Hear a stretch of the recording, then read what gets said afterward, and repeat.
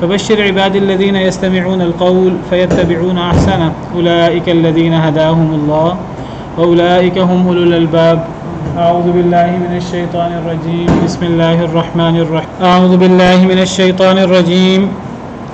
بسم الله الرحمن الرحيم. قل للذين كفروا ستغلبون وتحشرون إلى جهنم.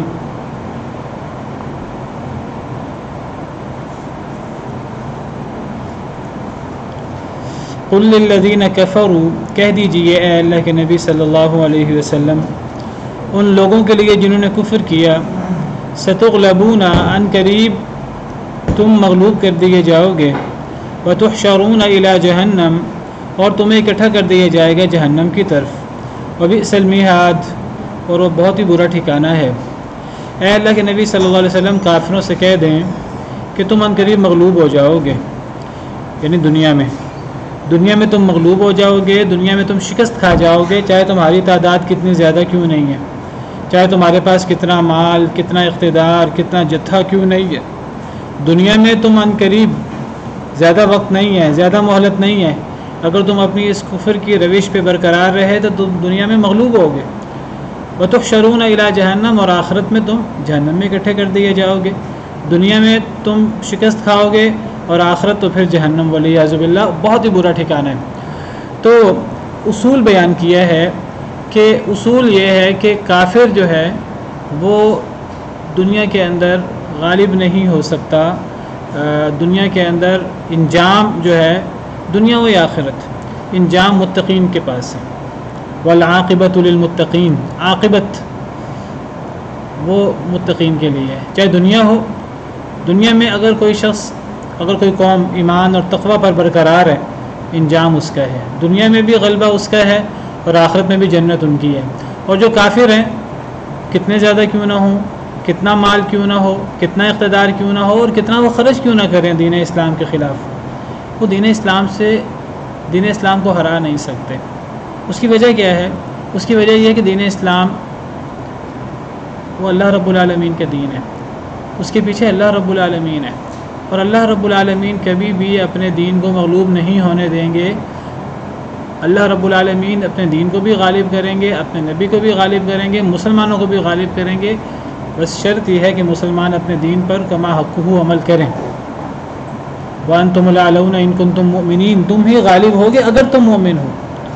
وَتُوبُوا إِلَى اللَّهِ جَمِيعًا أَيُّهَا الْمُؤْمِنُونَ لَعَلَّكُمْ تُفْلِحُونَ، اے مومنو تم سب اللہ کی طرف اکٹھے توبہ کرو تاکہ تم کامیاب ہو جاؤ۔ تو دنیا میں بھی کامیابی مسلمانوں کی ہے اور آخرت میں بھی کامیابی مسلمانوں کے لیے ہے۔ کتب اللہ لأغلبن انا ورسولی، اللہ نے یہ بات لکھ دی ہے کہ میں اور میرے رسول غالب رہیں گے۔ تو جب اللہ اور اللہ کے رسول غالب رہیں گے تو یہ غلبہ صرف اللہ اور اللہ کے رسول کا نہیں ہے، بلکہ جو اللہ اور اللہ کے رسول کے دین پر عمل کرنے والے ہیں تو غلبہ ان کے لیے بھی ہے۔ اللہ فرماتے ہیں انا لننصر رسلنا والذین آمنوا فی الحیاۃ الدنیا ویوم یقوم الاشہاد۔ یہ بہت غور طلب آیت ہے اور بہت بڑی خوشخبری ہے اس میں، کہ ذرا غور کریں۔ بعض لوگ کہتے ہیں جی یہ غلبہ تو صرف نبیوں کے لیے ہے، نبیوں کے لیے نہیں ہے، نبیوں کے لیے اور نبیوں کے ورثاء کے لیے، نبیوں کے تابع داروں کے لیے، نبیوں کے اسوہ حسنہ پر عمل کرنے والوں کے لیے۔ یہ دیکھیے کتنی بڑی خوشخبری ہے، اللہ کا وعدہ ہے۔ یہ سورہ غافر، جس کو سورہ مومن بھی کہتے ہیں، آیت نمبر 51، انا لننصر رسلنا والذین آمنوا فی الحیاۃ الدنیا ویوم یقوم الاشہاد، بے شک البتہ ہم مدد کرتے ہیں اپنے رسولوں کی بھی اور ایمان والوں کی بھی۔ بعض لوگ کہتے ہیں کہ جی یہ مدد تو آخرت میں ہوگی، اللہ فرماتے ہیں نہیں، دنیا میں بھی، فی الحیاۃ الدنیا، دنیا میں کتنا بڑا وعدہ ہے اور کتنا واضح وعدہ ہے کہ صرف رسولوں کی مدد نہیں ہونی دنیا میں، ایمان والوں کی بھی مدد ہونی ہے دنیا میں۔ ویوم یقوم الاشہاد، اور جس دن گواہیاں قائم ہوں گی، جس دن گواہ قائم ہوں گے، یعنی آخرت۔ تو دنیا اور آخرت میں ہم اپنے رسولوں کی بھی اور ایمان والوں کی بھی مدد کریں گے۔ کتنی زبردست وعدہ ہے اور کتنا واضح وعدہ ہے۔ اور اس سے بڑھ کر وَكَانَ حَقًّا عَلَيْنَا نَصْرُ الْمُؤْمِنِينَ، ہم پر حق ہے ہم مومنین کی مدد کریں۔ ثُمَّ نُنَجِّي رُسُلَنَا وَالَّذِينَ آمَنُوا كَذَلِكَ حَقًّا عَلَيْنَا نُنْجِي الْمُؤْمِنِينَ، سورہ یونس آیت نمبر 103۔ پھر ہم نجات دیتے ہیں اپنے رسولوں کو اور ایمان والوں کو، كَذَلِكَ حَقًّا عَلَيْنَا نُنْجِي الْمُؤْمِنِينَ، اسی طرح ہم پر حق ہے کہ ہم مومنین کو نجات دیں۔ اور بعض آیات میں ہم پر حق ہے کہ ہم مومنین کی مدد کریں. نصر المؤمنین وَكَانَ حَقًّا عَلَيْنَا نَصْرُ الْمُؤْمِنِينَ سورہ روم آیت نمبر 47. ہم پر حق ہے, اللہ نے لازم کر لیا اپنے اوپر اپنے فضل و کرم سے. اللہ کے اوپر کوئی چیز لازم نہیں کر سکتا, اللہ نے اپنے اوپر لازم کیا, اللہ نے مومنین کی مدد کرنی ہے. تو پھر ہم کس دھوکے میں مبتلا ہیں کہ جی اللہ مدد نہیں کریں گے. اللہ تو فرماتے ہیں, اتنی صراحت سے اللہ نے وعدے کیے ہیں. اللہ فرماتے ہیں کہ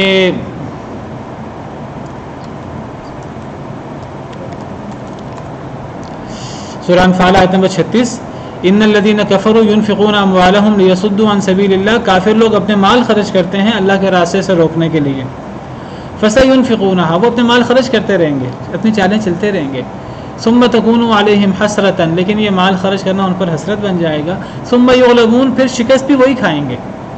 یعنی دنیا میں جتنی چالیں چل لیں, دنیا میں جتنا مال خرچ کر لیں, دنیا میں جتنی سازشیں کر لیں, یہودیوں نے کم سازشیں کی, دیگر لوگوں نے کم سازشیں کی, اللہ فرماتے ہیں یہ خرچ کرتے رہیں گے اپنے مال. یہ مال خرچ کرنا ان پر حسرت بن جائے گا, سارے ان کے مال ضائع ہو جائیں گے. پھر مغلوب بھی یہی ہوں گے, شکست بھی یہی کھائیں گے. یہ دنیا میں ہے. والذین کفروا الی جہنم یحشرون, یہ آخرت میں ہے, اور کافر لوگ جہنم میں اکٹھے کیے جائیں گے. پھر اللہ فرماتے ہیں وَلَقَدْ كَتَبْنَا فِي الزَّبُورِ من بعد الذکر ان الارض یرثها عبادی الصالحون سورہ انبیاء آیت نمبر 105. اور ہم نے لکھ دیا زبور میں نصیحت کے بعد کہ زمین کے وارث میرے نیک بندے ہوں گے. اب یہاں کوئی نبیوں کے ساتھ وعدہ نہیں ہے, صرف نبی ہوں یا نبیوں کے پیروکار ہوں نیک بندے, اس زمین کے وارث نیک بندے ہوں گے. اور اللہ فرماتے ہیں وعد اللہ الذین آمنوا منکم وعملوا الصالحات لیستخلفنہم فی الارض, سورہ نور میں اللہ نے وعدہ کر رکھا ہے ایمان والوں سے, نیک عمل کرنے والوں سے, کہ اللہ انہیں زمین میں خلافت عطا کریں گے. کما استخلف الذین من قبلہم, جس طرح اللہ نے پچھلے لوگوں کو خلافت عطا کی. اتنے وعدے ہیں قرآن کریم میں, اتنے وعدے ہیں کہ وہ آیتیں ختم نہیں ہوتی. لیکن ہمارا مسئلہ یہ ہے کہ شیطان کے دھوکے میں ہم آ جاتے ہیں اور اللہ کے وعدوں پر ہمارا ایمان اور یقین نہیں ہے, اور ہم اس طرح اللہ کے دین پر عمل نہیں کرتے جس طرح عمل کرنا چاہیے. وعلیکم السلام ورحمۃ اللہ وبرکاتہ. تو فرمایا اے اللہ کے نبی صلی اللہ علیہ وسلم, آپ کہہ دیجئے کافروں سے, دیکھیے کہ ان قریب تم مغلوب ہوگے اور تم جہنم کی طرف اکٹھے کر دیے جاؤ گے. تو یہ دنیا کے اندر اگر ایمان والے اپنے ایمان پر قائم دائم ہوں تو غلبہ ایمان والوں کا ہی ہے, اور آخرت میں بھی. بعض مفسرین کہتے ہیں یہ آیت یہود کے بارے میں, کہ یہ یہود کو کہا گیا کہ آپ ان قریب مغلوب ہو جائیں گے, اور پھر جو اپنی یہودیت پر اپنے غلط دین پر قائم رہے گا وہ جہنم میں بھی اکٹھا ہوگا. تو یہود کے ساتھ جو ہے وہ 3 قبیلے تھے ان کے, تو ان میں سے 2 قبیلوں کو جلا وطن کیا گیا ان کی بدعہدی کی وجہ سے, اور تیسرے قبیلے کو بدعہدی کی وجہ سے قتل کر دیا گیا. پہلے 2 قبیلوں کو خیبر کی طرف جلا وطن کیا گیا, بعد میں پھر وہاں سے بھی وہ جلا وطن ہوئے. تو بہرحال یہود مراد لیے جائیں یا سارے کفار مراد لیے جائیں, اللہ کا وعدہ تو ہے ایمان والوں سے, نیک عمل کرنے والوں سے, کہ ان کے ساتھ اللہ کی مدد ہے. اور اس کی عملی مثال قد کان لکم آیۃ فی فئتین التقطا, تحقیق ہے تمہارے لیے نشانی 2 جماعتوں میں جو ملی تھیں, جو آپس میں ملی تھیں. کون سی 2 جماعتیں؟ کافروں کی, مشرکین مکہ کی اور مسلمانوں کی. کہاں ملی تھیں؟ جنگ بدر میں. تو یعنی کافر مغلوب ہوں گے چاہے کتنے ہی زیادہ کیوں نہ ہوں, چاہے ان کے پاس مال و اسباب کتنے زیادہ کیوں نہ ہوں. اب دیکھیے مسلمان 313 تھے اور کافر 1000 تھے, تعداد مقابلہ ہے ہی نہیں آپس میں. اور پھر کافروں کے پاس جو ہے وہ کتنے ساز و سامان تھا, اور مسلمانوں کے پاس کیا تھا؟ اللہ کی مدد تھی, اور مسلمانوں کے پاس ظاہری طور پہ سامان کچھ بھی نہیں تھا. لیکن تحقیق ہے تمہارے لیے نشانی, بہت بڑی نشانی ہے. اتنی بڑی نشانی ہے کہ اللہ نے اسے یوم الفرقان قرار دے دیا, حق اور باطل میں فرق کرنے والا دن. تمہارے لیے نشانی ہے 2 جماعتوں میں جو باہم ملی تھی. فئۃ تقاتل فی سبیل اللہ, ایک جماعت لڑ رہی تھی اللہ کے راستے میں, مسلمانوں کی جماعت صحابہ کرام 313, واخری کافرہ, اور دوسری کافر تھی. یرونہم مثلیہم رأی العین, وہ دیکھ رہے تھے انہیں اپنے سے دگنا. مثلیہم, مثل کا مطلب برابر, اور مثلی اصل میں مثلئی نہیں ہے, تسنیہ ہے، نون گرا ہوا ہے مضاف ہونے کی وجہ سے. مثلیہم اپنے سے ڈبل، رأی العین حقیقی آنکھ سے. دیکھیے یہ جو جنگ بدر ہے یہ اللہ کی بہت بڑی نشانی، بہت بڑا معجزہ ہے. یہ یوم الفرقان ہے، حق و باطل میں فرق کرنے والا دن ہے. ایک تو اس کی خصوصیت یہ ہے کہ یہ جنگ جو ہے یہ پہلی جنگ ہے اسلام کی. نمبر 2، یہ بغیر کسی تیاری کے، بغیر کسی پیشگی تیاری کے ہوئی. مسلمان جو ہیں وہ جنگ کے ارادے سے نکلے ہی نہیں تھے. ذرا ان کو ہلا دیں. مسلمان جو ہیں وہ جنگ کے ارادے سے نکلے ہی نہیں تھے. مسلمان تو اصل میں وہ ابو سفیان، کفار کا لشکر، کفار کا جو قافلہ تھا، تجارتی قافلہ، اس کو لے کر آ رہے تھے اور وہ رستہ مدینہ منورہ کے قریب سے گزرتا تھا. تو چونکہ مسلمانوں کو انہوں نے بہت تنگ کیا تھا، بہت تکلیفیں پہنچائی تھی کفار نے. اب مسلمانوں اور کافروں کی دشمنی تھی آپس میں، تو اب مسلمان بھی کافروں کو آرام سے جانے نہیں دیتے تھے. تو جب وہ بڑے مال و اسباب کے ساتھ وہ قافلہ گزر رہا تھا تو نبی صلی اللہ علیہ وسلم نے صحابہ کرام کو فرمایا کہ ہم نے اسے پکڑنا ہے، ہم نے ان کا رستہ محفوظ نہیں ہونے دینا. وہ ہر وقت ٹینشن میں ہوں، یہاں سے آرام سے گزر نہ سکیں، اور ان کو رستہ اور کوئی تھا نہیں. رستے کی بڑی اہمیت ہوتی ہے، واضح رستے کی، رستے کے علاوہ تو سفر ہی نہیں ہو سکتا. تو مسلمان بغیر تیاری کے نکلے. اب آگے مسلمانوں کا ایک ارادہ تھا کہ وہ تجارتی قافلہ اس پر قابو پا لیں، اور ان کے پاس مال بھی ہے اور زیادہ محافظ بھی نہیں ہوتے. تو مسلمانوں کا خیال یہ تھا کہ ہمیں مال بھی ملے گا اور زیادہ ہمیں وہاں مزاحمت کا سامنا بھی نہیں کرنا پڑے گا. اللہ رب العالمین کے اپنے ارادے تھے. اللہ رب العالمین نے وعدہ کر دیا مسلمانوں سے کہ وہاں سے جب مسلمان نکلے، وہاں سے ابو سفیان کو پتہ لگا، انہوں نے پیغام پہنچا دیا کفار کو کہ مسلمانوں کے بارے میں مجھے خبر ملی ہے کہ وہ ہمیں روکنے کے لیے آ رہے ہیں، اور یہ سارا مکہ مکرمہ کا سامان ہے مکہ کے تاجروں کا ہمارے پاس. تو وہاں سے کفار نکلے مکہ مکرمہ سے. یہ بدر کے مقام سے گزرنا تھا. بدر مدینہ منورہ سے کوئی 100-150 کلومیٹر دور ہے. مسلمانوں کو بھی وہاں سے آنا تھا، تو وہاں سے یہ کفار جو ہے وہاں سے آئے. اب مسلمانوں کی خواہش یہ تھی، کیونکہ وہ تو بغیر تیاری کے نکلے تھے، کہ ہمیں تجارتی قافلہ مل جائے، ایک تو مال و دولت بھی بہت ملے گا اور مزاحمت بھی زیادہ نہیں ہوگی. اللہ رب العالمین اس کو یوم فرقان بنانا چاہتے تھے. اللہ رب العالمین یہ پہلی جنگ تھی، اللہ اس میں مسلمانوں کو ایسا غلبہ دینا چاہتے تھے اور طاقتور جماعت کے خلاف کہ لوگوں کے دلوں میں رعب پڑ جائے. اللہ رب العالمین کی اپنی تدبیر تھی. تو اللہ رب العالمین نے وعدہ کر دیا کہ یہ تجارتی قافلہ یا وہ جو لشکر آ رہا ہے، مسلمانوں کو بھی پتہ لگ گیا لشکر آ رہا ہے. اس زمانے میں جاسوس وغیرہ اور یہ چیزیں ہوتی تھیں، ان کو پتہ لگ گیا کہ لشکر آ رہا ہے. اب اللہ نے وعدہ کیا دونوں میں سے ایک تمہارا ہے، تمہاری جس سے بھی مٹ بھیڑ ہوئی تو فتح تمہیں ہوگی، اللہ کا وعدہ ہے. تو بغیر تیاری کے یہ جنگ میں نکلے مسلمان. نمبر 3، اللہ رب العالمین نے اس جنگ میں بڑے بڑے معجزات، جس کا کچھ کا ذکر یہاں آ رہا ہے، اللہ نے کیسے مدد کی مسلمانوں کی، کیسے معجزاتی طریقے سے، کیسے اللہ نے کافروں کو دل میں رعب پیدا کیا، اور کیسے اللہ رب العالمین نے فرشتے اتارے، اور پھر کیسے اللہ رب العالمین نے اس جنگ کے اندر کافروں کے بڑے بڑے سرداروں کو جہنم رسید کیا، وہ مردار ہوئے. تو ایک مسلمانوں کا ایسا رعب بیٹھ گیا. تو ایک بڑی عظیم جنگ ہے یہ، اور بہت بڑا معجزہ ہے، اس لیے اس کو بہت بڑی نشانی قرار دیا گیا. قد کان لکم آیۃ فی فئتین التقطا، اور اسے یوم فرقان قرار دیا گیا.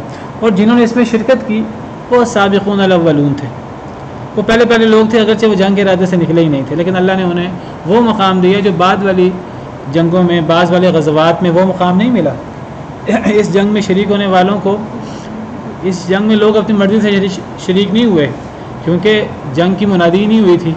تو گویا کہ وہ لوگ شریک ہوئے کہ جو اللہ کے چنے ہوئے لوگ تھے. تو پھر ان کو یہ نوید اور یہ خوشخبری سنائی گئی، جو بھی اس جنگ میں شریک ہوئے، جو شہید ہو گئے ان کا اپنا مقام اللہ کے ہاں بہت بلند 14، اور جو شہید نہیں ہوئے، جو غازی بن کے آئے، ان کے بارے میں اعلان ہوا کہ اب تم دنیا میں جو بھی کر لو اللہ نے تمہارا سب چیزیں معاف کر دی ہیں. اعملوا ما شئتم قد غفرت لکم. یہ بہت بڑا انعام ہے، بہت بڑا وعدہ ہے. اور بدبخت کچھ ایسے بھی ہیں اپنے آپ کو مسلمان کہلاتے ہیں، اور انہی بدری صحابہ کرام کے بارے میں اس کو کچھ بات کہ جی منافق ہو گئے، یہ کافر ہو گئے. اللہ نے فرمایا اعملوا ما شئتم قد غفرت لکم، ان کو یہ اللہ کا یہ فرمانا بھی منظور نہیں ہے، اور یہ کہتے ہیں نہیں یہ تو پہلے بھی منافق تھے اور یہ نبی صلی اللہ علیہ وسلم کے بعد مزید منافق ہو گیا، اللہ معاف کرے۔ تو یہ بہت عظیم جنگ ہے، بہت بڑی نشانی ہے اللہ کی۔ اس میں اللہ نے کیا معجزے دکھائے؟ اللہ فرماتے ہیں کہ دو جماعتیں آمنے سامنے ہوئیں، ایک جماعت اللہ کے راستے میں لڑ رہی تھی، دوسری جماعت کافر تھی۔ اچھا، یرونہم مثلیہم، وہ دیکھ رہے تھے انہیں اپنے سے ڈبل۔ اب کون کنہیں دیکھ رہا تھا؟ دیکھیے پہلے مسلمانوں کا ذکر ہے، فئۃ تقاتل فی سبیل اللہ، اور بعد میں کافروں کا ذکر ہے، واخری کافرہ۔ اب آگے ہے یرونہم مثلیہم، وہ دیکھ رہے تھے انہیں۔ اب سوال پیدا ہوتا ہے کون دیکھ رہا تھا کنہیں؟ جمع کا صیغہ ہے، جمع مذکر غائب کا، یہ کافروں کے لیے بھی ہو سکتا ہے اور مسلمانوں کے لیے بھی ہو سکتا ہے کہ کافر دیکھ رہے تھے مسلمانوں کو، یا یہ بھی ہو سکتا ہے کہ مسلمان دیکھ رہے تھے کافروں کو۔ ویسے عربی زبان کا ایک اصول ہے کہ عربی زبان میں عام طور پر ضمیر لوٹتی ہے قریب کی طرف۔ یہ ضمیر ہے نا یرونا کے اندر واو ضمیر ہے جمع کی، تو وہ دیکھ رہے تھے انہیں، تو اب یہ ضمیر یہ کافروں کی طرف لوٹ رہی ہے۔ اگر یہ واو کی ضمیر کافروں کی طرف لوٹ رہی ہے تو ہم کی ضمیر مسلمانوں کی طرف لوٹ رہی ہے، اور اگر واو کی ضمیر مسلمانوں کی طرف لوٹ رہی ہے تو ہم کی ضمیر کافروں کی طرف لوٹ رہی ہے۔ اب کون کنہیں دیکھ رہا تھا؟ مفسرین کہتے ہیں کہ دونوں جماعتیں مراد ہو سکتی ہیں، یعنی اس سے کافر بھی مراد ہو سکتے ہیں کہ کافر مسلمانوں کو دیکھ رہے تھے مثلیہم اپنے سے ڈبل، اور اس سے مسلمان بھی مراد ہو سکتے ہیں، مسلمان کافروں کو دیکھ رہے تھے اپنے سے ڈبل۔ رأی العین حقیقی آنکھ سے، کیا مطلب؟ دیکھیں مسلمان 313 تھے، 313 کے قریب، اور کافر 1000۔ اب مسلمان کافروں کو اپنے سے ڈبل دیکھ رہے تھے، اپنے سے ڈبل، کافروں سے ڈبل نہیں، اپنے سے ڈبل۔ مسلمان 313 تھے، کافر 1000 تھے۔ اب 313 اور 1000 یہ 1 اور 3 کا مقابلہ ہے۔ فرمایا مسلمان کافروں کو اپنے سے ڈبل دیکھ رہے تھے، یعنی مسلمان کافروں کو تقریباً 630 کے قریب دیکھ رہے تھے اپنے سے ڈبل۔ چلو 1 3 کا مقابلہ نہیں، 1 2 کا مقابلہ ہے، ساتھ اللہ کی مدد کا وعدہ بھی ہے۔ اللہ کی مدد کا وعدہ تو ہر صورت میں، چاہے وہ 1 2 کا مقابلہ ہوتا، 1 3 کا مقابلہ ہوتا کہ 1 10 کا مقابلہ ہوتا، لیکن ایک ظاہری تعداد کی بھی ایک اہمیت ہوتی ہے بہرحال۔ تو وہ 1 3 کے بجائے انہیں 1 2 کا مقابلہ نظر آ رہا تھا مسلمانوں کو۔ اب یہ 1 3 کے مقابلے میں تو آسان ہے۔ اچھا مسلمانوں کو تو وہ اپنے سے ڈبل نظر آ رہے تھے۔ اگر دوسری تفسیر لیں کہ کافروں کو مسلمان اپنے سے ڈبل نظر آ رہے تھے، تو ذرا دیکھیں کہ کتنی بڑی مدد اللہ کی کہ کافروں مسلمان جو 313 تھے وہ کافروں کو کتنے نظر آ رہے تھے؟ وہ کافروں کو 2000 نظر آ رہے تھے اپنے سے ڈبل۔ یہ نہیں تھا کہ کافروں کو مسلمان 630 نظر آ رہے تھے، 630 کے قریب، 313 سے ڈبل نہیں۔ وہ دیکھ، اگر کافر مراد ہوں، وہ دیکھ رہے تھے انہیں، یعنی مسلمانوں کو اپنے سے ڈبل، یعنی کافر 1000 تھے تو کافر مسلمانوں کو اپنے 1000 سے ڈبل یعنی 2000 دیکھ رہے تھے، اور مسلمان کافروں کو اپنی تعداد 313 سے ڈبل یعنی 630 کے قریب دیکھ رہے تھے۔ کتنی مدد اللہ کی کہ کافر کم نظر آ رہے تھے مسلمانوں کو، اور مسلمانوں کو کافر کم نظر آ رہے ہیں، اور کافروں کو مسلمان اپنے سے بھی ڈبل نظر آ رہے ہیں، 6 گنا تقریباً مسلمانوں کی اصل تعداد سے کافروں کو نظر آ رہے ہیں۔ اور یہ جو نظر آنا تھا یہ کوئی ایسے کوئی خیالی بات نہیں تھی، کوئی دل کا ڈر، دل کا خوف وغیرہ نہیں تھا، یہ حقیقی آنکھ سے ایسا نظر آ رہا تھا۔ یعنی بالکل جس طرح انسان حقیقی آنکھ سے دیکھتا ہے، انسان حقیقی آنکھ سے جو دیکھتا ہے اس کو تو جھٹلا نہیں سکتا۔ کوئی بندہ خبر دے، وہ خبر جھوٹی سچی ہو سکتی ہے، ایک بندے کے دل میں کوئی خیال آ رہا ہو وہ جھوٹا سچا ہو سکتا ہے، کہ یہ باقاعدہ حقیقی آنکھ سے دیکھ رہے تھے، نہ کوئی خواب تھا نہ کچھ اور تھا، حقیقی آنکھ سے انہیں یہ نظر آ رہا تھا، اور یہ اللہ کی بہت بڑی مدد ہے۔ اور دیکھیے جنگیں اسباب کی بنا پر نہیں جیتی جاتی، جنگیں ہمیشہ جیتی جاتی ہیں بہادری کی بنیاد پر، اور عزم کی بنیاد پر، ثابت قدمی کی بنیاد پر۔ اور عزم، بہادری، ثابت قدمی کی کچھ وجوہات ظاہری بھی ہوتی ہیں، اور مسلمان ظاہری طور پہ کمزور تھے ہر لحاظ سے، لیکن اللہ نے ظاہری طور پر مسلمان کافروں کو ان سے بھی ڈبل دکھائے۔ وہ کافروں کو اپنے سے ڈبل، اور یعنی مسلمانوں کی اصل تعداد سے تقریباً 6 گنا زیادہ مسلمان کافروں کو نظر آ رہے تھے، اور کافر مسلمانوں کو اصل تعداد سے بھی کم نظر آ رہے تھے۔ اللہ کی کتنی بڑی مدد تھی۔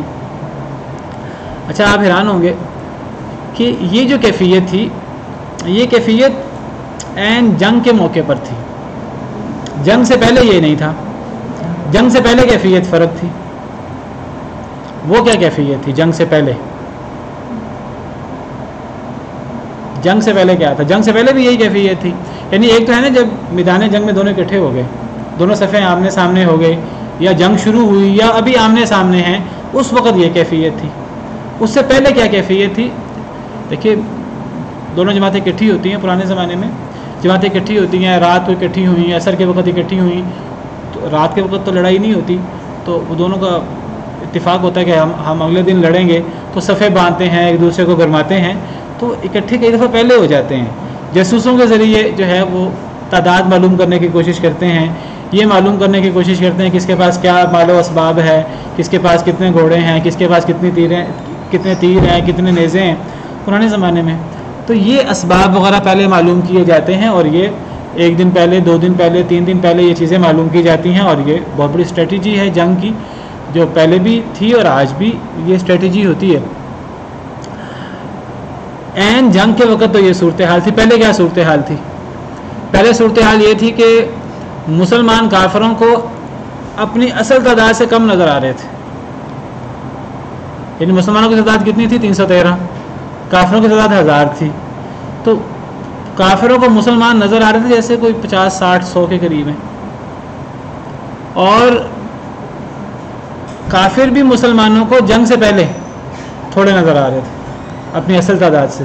کافروں کی تعداد 1000 تھی, تو کافر مسلمانوں کو پہلے بھی تھوڑے نظر آ رہے تھے. اور یہ اللہ نے سورہ انفال کے اندر 10ویں پارے کے اندر اللہ نے اس کی وضاحت فرمائی ہے. دیکھیے یہ اللہ کی ایک اور انداز سے مدد تھی. میں وضاحت کرتا ہوں اس کی. یہ دیکھیے سورہ انفال آیت نمبر 43, اللہ فرماتے ہیں جنگ بدر کی بات ہو رہی ہے. اذ یریکہم اللہ فی منامک قلیلا. اچھا, اللہ نے خواب دکھایا نبی صلی اللہ علیہ وسلم کو. جب دکھا رہا تھا آپ کو, اے اللہ کے نبی صلی اللہ علیہ وسلم, ہم وہ, جب دکھا رہا تھا آپ کو وہ لوگ, اللہ, یعنی اللہ نبی صلی اللہ علیہ وسلم کو دکھا رہا تھا کافر لوگ, فی منامک, آپ کے خواب میں, قلیلاً تھوڑے. نبی صلی اللہ علیہ وسلم کو خواب آئی جنگ سے پہلے, اور اس خواب میں کافر آپ کو تھوڑے نظر آئے 1000 سے. اذان کے بعد تو جنگ سے پہلے نبی صلی اللہ علیہ وسلم کو خواب نظر آیا, اور خواب میں آپ کو جو کفار ہیں وہ کم نظر آئے. وَلَوْ أَرَاكَهُمْ كَثِيرًا, اگر دکھاتا آپ کو وہ یعنی اللہ کثیراً زیادہ, لَفَشِلْتُمْ, البتہ تم پھسل جاتے, وَلَا تَنَازَعْتُمْ فِي الْأَمْرِ, تمہارا معاملے کے بارے میں اختلاف ہو جاتا, کون سا معاملہ جنگ کے بارے میں, جنگ کریں کہ نہ کریں. وَلَكِنَّ اللَّهَ سَلَّمَ, لیکن اللہ نے محفوظ رکھا, إِنَّهُ عَلِيمٌ بِذَاتِ الصُّدُورِ, بے شک وہ جاننے والا ہے سینے کے بھیدوں کو. اچھا, وَإِذْ يُرِيكُمُوهُمْ إِذِ الْتَقَيْتُمْ فِي أَعْيُنِكُمْ قَلِيلًا, اور جب یریکموہم دکھا رہا تھا تمہیں وہ, پیچھے تو اللہ تعالیٰ نے نبی صلی اللہ علیہ وسلم کو خاص طور پہ خواب دکھایا. نبی صلی اللہ علیہ وسلم کو خواب نظر آیا, نبی صلی اللہ علیہ وسلم نے صحابہ کرام کو بیان کیا کہ وہ تھوڑے ہیں, زیادہ نہیں ہیں. آپ کو خواب میں کفار تھوڑے نظر آئے اصل تعداد سے. اچھا, یہ تو نبی صلی اللہ علیہ وسلم کو خواب نظر آیا تھا جنگ سے پہلے. اچھا, پھر جب وہ آپس میں اکٹھے ہوئے اور جب دکھا رہا تھا تمہیں, قوم جمع ہے, اب یہ مسلمانوں کو سب کو اللہ دکھا رہا تھا, ہم وہ یعنی کفار, اذ التقیتم, جب تم ملے آپس میں, فی اعینکم, تمہاری آنکھوں میں, قلیلاً تھوڑے. اب جب کفار اور مسلمان ملے, آمنے سامنے ہوئے ایک رات پہلے یا جنگ کے شروع میں, ابھی لڑائی شروع ہونے سے پہلے, جب مسلمان اور کافر آپس میں ملے, آمنے سامنے ہوئے, تو اللہ تمہیں کفار تمہاری نظروں میں کم دکھا رہا تھا. پہلے نبی صلی اللہ علیہ وسلم کو کفار کم دکھائے, اب جب صحابہ کرام آمنے سامنے ہوئے تو صحابہ کرام کو بھی کفار نظر آئے, کم نظر آئے. وَيُقَلِّلُكُمْ فِي أَعْيُنِهِمْ, اور کم کر کے دکھا رہا تھا تمہیں بھی ان کی آنکھوں میں, تمہیں بھی اللہ نے ان کی آنکھوں میں کم دکھایا شروع میں. یعنی مسلمان نبی صلی اللہ علیہ وسلم کو خواب میں کافر کم نظر آئے, آپ نے صحابہ کرام کو بتایا وہ کم میں. جب آمنے سامنے ہوئے تو مسلمانوں کو سب کو کافر کم نظر آئے خواب کے مطابق، لیکن کافروں کو بھی مسلمان کم نظر آئے اپنی اصل تعداد سے بھی، 313 سے بھی کم نظر آئے کہ تھوڑے سے لوگ ہیں، 50 60 100 لوگ ہیں، 150 لوگ ہیں، یہ تو ہم ایسے ہی ان کو ہم شکست دے دیں گے۔ کافروں کو کم نظر آئے، کیوں کم نظر آئے کافروں کو؟ مسلمانوں کو تو کم نظر آنا سمجھ آتی ہے کہ تاکہ ان کے دلوں میں روب نہ پڑے جس میں پیچھے ہے۔ اگر اللہ زیادہ دکھا دیتے کافر تو تم پھسل جاتے اور تم جھگڑا کرتے کہ ہم ان سے لڑیں گے نہ لڑیں، ہم تو بغیر تیاری کے آئے ہیں۔ بعض صحابہ کرام جو ہیں وہ ممکن ہے نبی صلی اللہ علیہ وسلم سے کہتے ہیں کہ ہمیں نہیں لڑنا چاہیے، تعداد میں زیادہ ہیں، اگر وہ زیادہ نظر آتے تو اللہ نے خواب میں بھی کم دکھائے اور جب آمنے سامنے ہوئے اللہ نے پھر بھی کم دکھائے۔ لیکن سوال پیدا ہوتا ہے کہ کافروں کو مسلمان کیوں کم نظر آئے؟ اصل میں کافروں میں بھی یہ خیال کئی لوگ اس بات کے حامی تھے کہ لڑائی نہ ہو۔ اصل میں ابو جہل وغیرہ یہ جو زیادہ مخالف تھے، یہ تو انہوں نے کہا اچھا موقع ہے مسلمانوں سے بدلے لیں، مسلمان ہم سے بچ کے نکل گئے ہیں، اپنی جو پرانی رنجشیں تھیں انہوں نے کہا ہم جو ہے مسلمانوں کو خوب ہم انہیں نقصان پہنچائیں اور اپنی رنجشیں نکالیں۔ مسلمان کون ہوتے ہیں؟ ہمارے قافلوں کو روکنے والے۔ اب ہوا یہ کہ مسلمان تو شروع میں یہ چاہتے تھے کہ ہمیں تجارتی قافلہ مل جائے، اس میں مال و دولت بھی ہوگی، لڑائی بھی زیادہ نہیں ہوگی، زیادہ محافظ بھی نہیں ہوں گے اور آسانی سے ہم غالب آ جائیں کہ مال و دولت بھی مل جائے گا۔ اللہ کا ارادہ کچھ اور تھا۔ اب جب اللہ نے ایسی صورتحال بنا دی کہ قافلہ تو نکل گیا اور اب وہ کافروں کا لشکر مسلمانوں کا لشکر آپس میں آمنے سامنے ہو گئے۔ اب جب آمنے سامنے ہوئے نا تو کافروں میں کچھ یہ کہنے لگے کہ ہمیں لڑنے کی کیا ضرورت ہے، ہم تو آئے تھے قافلے کو بچانے کے لیے، یہ قافلہ تو نکل گیا۔ لیکن پھر وہی ابو جہل اور وہ جو اس قسم کے لوگ تھے جو زیادہ معاند تھے، جیسے زیادہ، انہوں نے کہا ہم جب آگے ہیں اب ہمیں لڑ کے جانا چاہیے، اب ہمیں جو ہے نا ان کو سبق سکھا کے جانا چاہیے، ان کی پورا زور توڑ کے جانا چاہیے۔ تو کافروں میں بھی وہ بھی ڈبل مائنڈڈ تھے کہ ہم لڑیں کہ نہ لڑیں۔ اللہ نے جب وہ آمنے سامنے ہوئے تو اللہ نے کافروں کو مسلمان بھی کم دکھائے، اصل تعداد سے بھی کم دکھائے۔ اچھا یہ تو تھوڑے سے ہیں، یہ تو 50 60 100 کے قریب ہیں، اصل تعداد سے بھی کم دکھائے۔ انہوں نے کہا پھر تو چلو جو ہے ہم ان کو شکست دے کر ہی جاتے ہیں، ایک دفعہ ان کا خاتمہ کر کے ہی جاتے ہیں۔ تو اللہ یہ چاہتے تھے لیقضی اللہ امرا کان مفعولا، تاکہ جو اللہ نے فیصلہ کیا وہ کام ہو کر رہے۔ اللہ چاہتے تھے جنگ ہو ہی ہو، اللہ جنگ کرانا چاہتے تھے، اور جو اللہ چاہتا فعال لما یرید ہوتا تو وہی ہے۔ تو کافر ڈبل مائنڈڈ تھے، مسلمان ان کو کم دکھائے تاکہ وہ پکے ہو جائیں، جو جن کا نہیں بھی ارادہ وہ بھی پکے ہو جائیں جاسوسوں کے ذریعے، اور جب واپس میں شروع میں ملے تو مسلمانوں کو کافروں کو مسلمان کم نظر آئے اور مسلمانوں کو کافر کم نظر آئے تاکہ مسلمانوں کا دل چھوٹا نہ ہو، ان کے دل میں رعب پیدا نہ ہو۔ لیکن جب جنگ شروع ہو گئی اور دو بدو معاملہ شروع ہو گیا، اب اس وقت کیا ہوا؟ اس وقت یہ کیفیت تھی جو ہم یہاں پڑھ رہے ہیں سورہ آل عمران میں۔ اس وقت مسلمانوں کو کافر اپنے سے ڈبل نظر آ رہے تھے اور کافروں کو مسلمان اپنے سے ڈبل نظر آ رہے تھے۔ اب معاملہ الٹا ہو گیا، مسلمانوں کو تو کافر کم ہی نظر آ رہے ہیں تاکہ مسلمانوں کا حوصلہ نہ ٹوٹے، وہ اپنے اسی حوصلے اسی عزم کے ساتھ لڑتے رہیں۔ لیکن کافروں کا اب عزم توڑنا تھا، اب اس لیے عزم توڑنا تھا کافروں کا، اور اب ان کو اس لیے خوفزدہ کرنا تھا کہ اب ان کے حوصلے پست ہو جائیں۔ اور وہ مسلمانوں کو اپنے سے ڈبل دیکھ رہے تھے، 2000 کے قریب اپنے سے ڈبل کیوں دیکھ رہے تھے؟ شاید فرشتوں کی وجہ سے یا جس وجہ سے بھی، اللہ کی مرضی ہے، اللہ جیسے مرضی دکھائے۔ اب کفار کا حوصلہ پست کرنا مقصود تھا۔ اب اگر حوصلہ پست ہوتا تو اب شکست ہونی تھی۔ اگر کافر پہلے ہی چلے جاتے لڑائی کے بغیر اور یہ کہہ کر چلے جاتے کہ بھئی ہمارا تو مقصد حل ہو گیا، ہمارا تو تجارتی قافلہ چلا گیا ہے، کافر چلے جاتے تو یہ شکست نہ ہوتی۔ اللہ تو باقاعدہ لڑائی کرا کر مسلمانوں کو غلبہ دینا چاہتے تھے، کافروں کو ذلیل کرنا چاہتے تھے، کافروں کو ہرانا چاہتے تھے۔ تو مسلمانوں کو کافر کم نظر آئے، کافروں کو شروع میں مسلمان کم نظر آئے، خواب میں بھی ایسا ہی ہوا۔ لیکن جب جنگ شروع ہو گئی اس وقت مسلمانوں کو تو کافر کم ہی نظر آ رہے ہیں تاکہ ان کا حوصلہ نہ ٹوٹے، لیکن کافروں کو مسلمان ڈبل نظر آنا شروع ہو گئے، 2000 نظر آنا شروع ہو گئے تاکہ اب ان کا حوصلہ ٹوٹ جائے۔ اور جنگ حوصلوں سے جیتی جاتی ہے، جس کا حوصلہ پست ہو جائے وہ ہار جاتا ہے۔ اسباب کی اہمیت نہیں ہوتی اور اصل چیز اللہ کی مدد ہوتی ہے۔ تو یہ اللہ کی عجیب و غریب مدد تھی اور یہ معجزہ تھا اللہ کا، یہ نشانی تھی اللہ کی جو اللہ تعالیٰ نے کس طریقے سے پوری کی۔ واللہ یؤید بنصرہ من یشاء، اور اللہ مدد کرتے ہیں اپنی نصرت کے ساتھ جس کی چاہتے ہیں۔ اللہ نے مسلمانوں کی مدد کی، ان فی ذلک لعبرۃ لأولی الابصار، بے شک اس میں البتہ عبرت ہے عقل مند لوگوں کے لیے، آنکھوں والے لوگوں کے لیے۔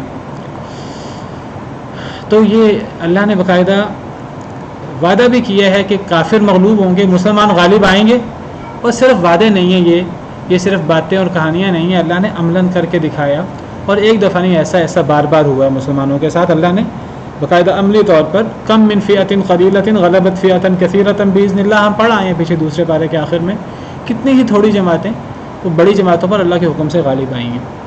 زُيِّنَ لِلنَّاسِ حُبُّ الشَّهَوَاتِ مِنَ النِّسَاءِ وَالْبَنِينَ وَالْقَنَاطِيرِ الْمُقَنطَرَةِ مِنَ الذَّهَبِ وَالْفِضَّةِ وَالْخَيْلِ الْمُسَوَّمَةِ وَالْأَنْعَامِ وَالْحَرْثِ، مزین کیا گیا ہے لوگوں کے لیے حب الشہوات، شہوات کی محبت، من النساء عورتوں سے، والبنین بیٹوں سے، والقناطیر المقنطرہ اور خزانے جمع کیے ہوئے، من الذهب سونے کے، والفضة چاندی کے، والخیل المسومۃ اور نشان زدہ گھوڑوں کے، الخیل گھوڑے، المسومہ نشان زدہ، والانعام اور جانور مویشی، والحرث اور کھیتی، ذالک متاع الحیات الدنیا، یہ دنیا کی زندگی کا ساز و سامان ہے، واللہ عندہ حسن المآب، اور اللہ ان کے پاس تو بہت اچھا ٹھکانہ ہے۔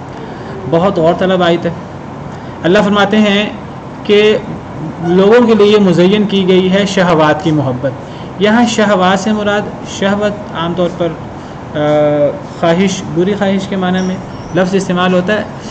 علماء کہتے ہیں یہاں شہوت کے معنی میں نہیں ہے، یہاں شہوت مشتہا کے معنی میں ہے، مشتہیات یعنی مرغوب چیزیں، ضروری نہیں کہ وہ بری ہوں، عام طور پہ شہوت کا لفظ جو ہے برے معنی میں استعمال ہوتا ہے، تو شہوات ہو یا مشتہیات ہو، روٹ ایک ہی ہے۔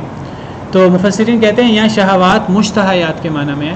مشتہا یشتہی قرآن میں ہے کہ جنت میں وفیہا ما تشتہیہ الانفس وتلذ الاعین، جنت میں وہ ہوگا جو انسان جو جانیں چاہیں گی، تشتہیہ الانفس، اشتہا یشتہی ایک چیز کو پسند کرنا، اشتہا یشتہی عام طور پہ یہ لفظ برا استعمال نہیں ہوتا، یہ اچھے معنوں میں بھی استعمال ہوتا ہے، اور لفظ شہوت عام طور پہ برے معنوں میں استعمال ہوتا ہے۔ تو یہاں لفظ شہوت سے مراد شہوت نہیں، یہاں لفظ شہوت سے مراد اشتہا ہے، اشتہا خواہش، رغبت، جو اچھی بھی ہو سکتی ہے بری بھی ہو سکتی ہے، تو اسے صرف بری رغبت مراد نہیں ہے۔ اللہ فرماتے ہیں کہ مرغوب چیزوں کی محبت لوگوں کے لیے مزین کر دی گئی ہے۔ وہ مرغوب چیزیں کیا ہیں؟ وہ عورتیں، بیٹے، خزانے، اور خزانے کس کس چیز کے؟ وہ سونے کے خزانے ہوں، جمع کیے ہوئے خزانے، وہ سونے کے ہوں، چاندی کے ہوں، گھوڑوں کے ہوں۔ عرب لوگ گھوڑوں کو بہت اہمیت دیتے تھے،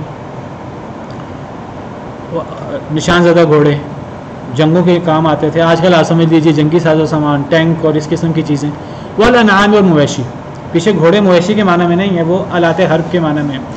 والانعام اور مویشی، والحرث اور کھیتی، یہ چیزیں ہیں جو لوگوں کو بڑی مرغوب ہوتی ہیں۔ خزانے، سونے چاندی کے خزانے، اور گھوڑے اور مویشی، اور کھیتی، زمین وغیرہ۔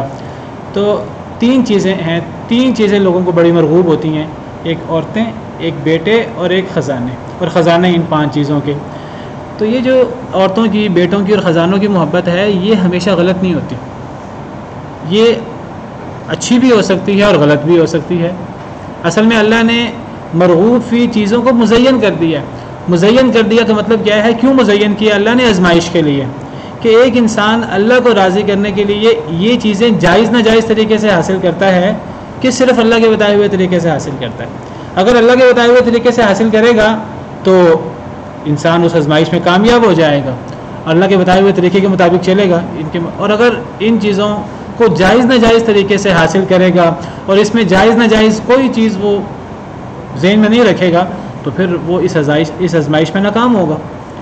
انا جعلنا ما علی الارض زینۃ لہا لنبلوہم ایہم احسن عملا، سورہ کہف میں فرمایا کہ زمین میں جو کچھ ہے ہم نے اس کو زمین کی زینت بنایا ہے۔ اور کیوں زینت بنایا ہے؟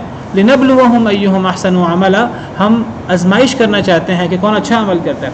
تو اللہ نے یہ جو زمین میں زینتیں دے رکھی ہیں، تو یہ زینت ہمیشہ نقصان دہ نہیں ہوتی، ٹھیک ہے زیادہ تر نقصان دہ بھی ہو جاتی ہے، زیادہ لوگوں کے لیے نقصان دہ ہو جاتی ہے، لیکن ہر بندے کے لیے زمین کی زینت نقصان دہ نہیں ہوتی۔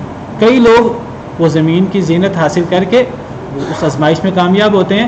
حضرت سلیمان علیہ السلام کے پاس یہ زمین کی زینتیں کم تھیں، حضرت داؤد علیہ السلام کے پاس یہ زینتیں کم تھیں.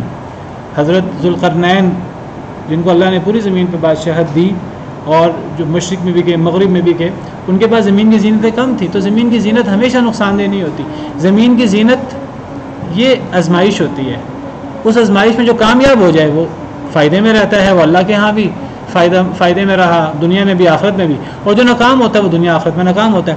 تو یہاں مرغوب فی چیزوں کی محبت کو اللہ نے لوگوں کے لیے مزین کر دیا. کس لیے؟ آزمائش کے لیے. اب مثلا عورتیں ہیں تو عورتیں آزمائش ہیں, یہ اس میں لوگوں کی بہت رغبت ہے, بالغ ہونے کے بعد خاص طور پہ بہت رغبت ہوتی ہے, اور اللہ نے اس کو لوگوں کے لیے مزین کر دیا ہے. اب دیکھیے عورتیں ہمیشہ بری نہیں ہوتی. نبی صلی اللہ علیہ وسلم نے فرمایا کہ حبب الیہ النساء والطیب, صحیح حدیث ہے. آپ نے فرمایا مجھے عورتیں اور خوشبو پسند ہے. اور صرف یہ نبی صلی اللہ علیہ وسلم کے لیے نہیں, آپ نے فرمایا کہ خیر متاع الدنیا المرأۃ الصالحہ, دنیا کی بہترین متاع, دنیا کا سب سے اچھا سامان نیک عورت ہے. تو عورتیں بذات خود جو ہے وہ کوئی فساد اور کوئی غلط چیز نہیں ہے, اور عورتیں ہونا یا عورتوں میں رغبت ہونا یہ کوئی غلط چیز نہیں ہے. یہ غلط تب ہوتی ہے جب یہ زینت انسان اس کو جائز ناجائز طریقے سے حاصل کرے, اور جب انسان اس میں اللہ کی حدود کا دھیان نہ رکھے. جب یہی عورتیں انسان کے لیے فتنہ بنے اور انسان ان میں اللہ کے حقوق کا خیال نہ رکھے تو یہ سب سے بڑا فتنہ بن جاتی ہیں. صحیح حدیث ہے, آپ نے فرمایا کہ میں نے اس امت میں عورتوں سے بڑھ کر کوئی فتنہ نہیں ہے. مردوں کے لیے عورتیں یہ سب سے بڑا فتنہ ہے. اگر انسان جائز ناجائز کا اللہ کی حدود کا دھیان نہ رکھے, اور اگر دھیان رکھے تو عورت سب سے بڑا متاع ہے. یہی معاملہ آپ دیکھیں بیٹوں کا, یہاں بیٹوں کا ذکر ہے, اور میں نے بتایا یہ بیٹے فائدے میں بھی ہو سکتے ہیں, نقصان میں بھی ہو سکتے ہیں. اگر انسان آزمائش میں کامیاب ہو گیا تو فائدہ ہے, ناکام ہوا تو نقصان. یہی بیٹے جو ہیں یہی اولاد دشمن بن جائے گی, یہی اولاد فتنہ بن جائے گی, اور یہی اولاد انسان کے لیے بہت فائدے میں ہے.